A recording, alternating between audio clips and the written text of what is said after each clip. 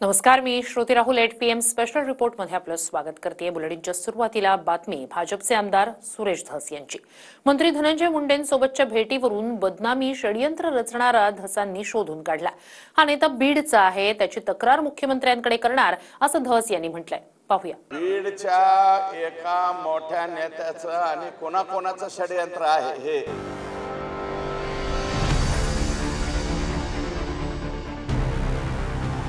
मंत्री धनंजय मुंडेंसोबतच्या भेटीवरून आपल्या बदनामीचं जे षडयंत्र रचलं त्यामागे बीडचाच एक मोठा नेता असून त्याची तक्रार मुख्यमंत्र्यांकडे करणार असं सुरेश धस म्हणाले। भेट 30 दिवसांच्या आधी झाली, पण त्यानंतर धनंजय मुंडेंच्या तब्येतीवरून विचारपूस करण्यासाठी 4 ते 5 दिवसांच्या आधीच भेटलो। या दोन्ही भेटींची सांगड घालून बदनामीचा षडयंत्र रचल्याचा आरोप धसांनी केलाय। बीडच्या एका मोठ्या नेत्याचं आणि कोणाकोणाचं षडयंत्र आहे हे याचं टायमिंग जुळून आणणं, कारण बावनकुळे साहेबांच्याकडे आमची बैठक झालेली 30 दिवस होऊन गेले ना, आणि हे काल परवा दवाखान्यासाठी भेटलो, हे दिवस कोणता आत्ताच आहे। दोन्हीची सांगड घालणं बरोबर मला कळतं, तुम्हाला पण कळतं कोणता मीडियाचा हे जे आहे विचारणारा काय म्हणतात ते अँकर, एकच अँकर त्यांच्याकडे जातो, तोच अँकर माझ्याकडे येतो का कोणते अँकर लगेच परळीला आणि मस्साजोगला पाठवला जातात। एवढं न कळण्या इतके एवढे दूधखोळे आम्ही नाही, परंतु त्या बीड जिल्ह्यातल्या मोठ्या नेत्याची तक्रार ही 100% मी मुख्यमंत्र्यांकडे करणार।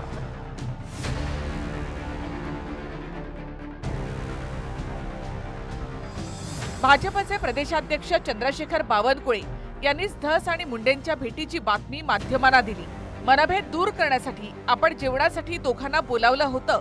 4 ते 4.5 तास भेट झाली असं बावनकुळे म्हणाले। मात्र ही भेट 20 ते 30 मिनिटं होती।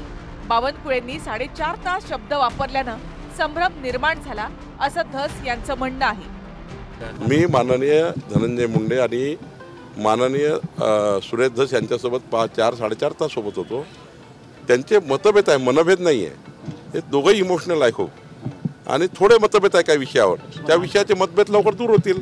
तुम्ही भेट घालून दिली आहे खरं आहे? नाही, भेटलंच ना माझ्याकडे, मी अध्यक्ष आहे पक्षाचा, आणि पक्षाचा अध्यक्ष म्हणून माझ्याकडे धनंजय मुंडे सर, ते काही ते तारीख आवश्यक नाही आहे, पण मी पक्षाचा अध्यक्ष आहे, भारतीय जनता पार्टीचा अध्यक्ष मी असल्यामुळं, आणि धनंजय मुंडेंचे माझ्या मागच्या भारतीय जनता पार्टीच्या प्रवासापासून धनंजय मुंडेजींनी माझ्यासोबत काम केलं आहे। मी फक्त त्यांना आजारी असलं म्हणून माणुसकीच्या नात्याने भेटायला गेलतो एक, आणि माझे प्रदेशाध्यक्ष त्यांनी मला बोलवलं होतं, हे 30 दिवसापूर्वीचा वेळ असेल, बोलवलं होतं 20 ते 30 मिनिटे आम्ही त्यांच्या निवासस्थानी होतो। फक्त त्यांच्या तोंडून बोलता 4.5 तास हा शब्द कसा आला हे मी सांगू शकत नाही। या बाबतीत त्यांना आपण विचारावं की 4.5 तास हा शब्द वापरल्यामुळं त्याच्यामध्ये मोठ्या प्रमाणात संभ्रम निर्माण झाला, हे मात्र खरं। तर 4.5 तास का म्हणले ते माझे वरिष्ठ आहेत, तुम्ही हे बावनकुळे साहेबांनाच विचारा अशी माझी विनंती। सरपंच संतोष देशमुख हत्या प्रकरणावरून सुरेश धसांनी वाल्मिक कराड आणि धनंजय मुंडे यांच्यावर जोरदार निशाणा साधला, पण तेच धस मुंडेंनाच भेटल्यामुळे विरोधकांनी धसांवरच सेटिंगचा आरोप केला। आता सुप्रिया सुळे यांनी सुद्धा सुरेश धसांना टोला लगावत आपण कोणाला भेटणार नाही आणि कॉम्प्रोमाइजचा विषयच नाही असं म्हटलं। आणि मी तुम्हाला शब्द देतो की मी कोणाला कुठे भेटणार नाही, काही करणार नाही, आणि कॉम्प्रोमाइजचा तर विषय सत्यमेव जयते, सत्याचाच विजय झाला पाहिजे। जो कोणी याच्या मागे असेल त्याला आपण फाशी ही मिळालीच पाहिजे। मी या मुलीला शब्द पहिल्यांदा प्रदेशाध्यक्षांनी मला बोलवलं म्हणून मी गेलो आणि भेटून त्या ठिकाणी 30 मिनिटाच्या आत बाहेर पडलो।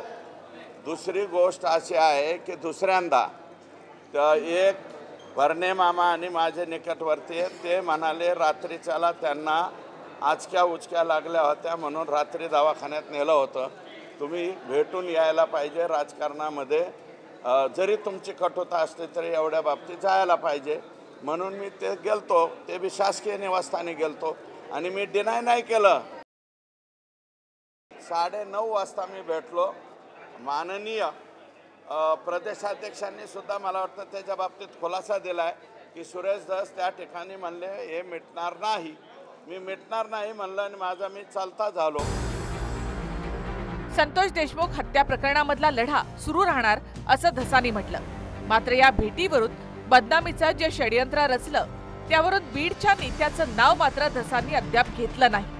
आता तो नेता नेमका कोण यावरून धसांनी सस्पेन्स मात्र वाढवलाय. विनायक डावरुंगसह bureau report TV9 Marathi, Mumbai.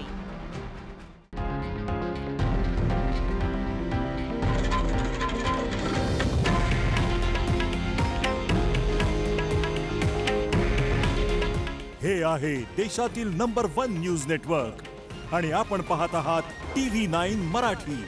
काळजी तुमची, हित महाराष्ट्राचं.